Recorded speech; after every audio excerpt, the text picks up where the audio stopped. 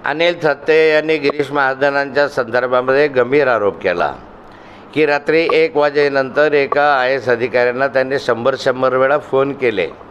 आता ही गिरीश महाजनांचे जे IAS अधिकाऱ्यांची आणि यांची गोष्ट आहे हे सर्वश्रुत आहे, उभ्या महाराष्ट्राला माहिती आहे, आजचं नाही आहे। हे कित्येक वर्षापासून ही चर्चा महाराष्ट्रामध्ये सुरू आहे आणि ते अधिकारी कोण आहे हे सर्वांना श्रुत आहे, मलाही माहिती आहे, सर्वांनाच माहिती आहे।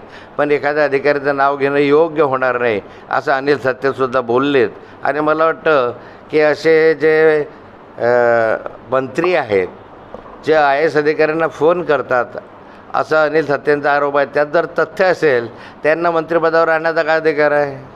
नैतिकता आहे की नाही? काहीतरी बायकांना बोलवायचे, बायकांना फोन करायचं असे जर आरोप होत असतील तर ते गंभीर स्वरूपाचे आरोप आहे। आणि त्या संदर्भामध्ये सगळ्यांना माहिती आहे, नावं अनेकांची माहिती आहे।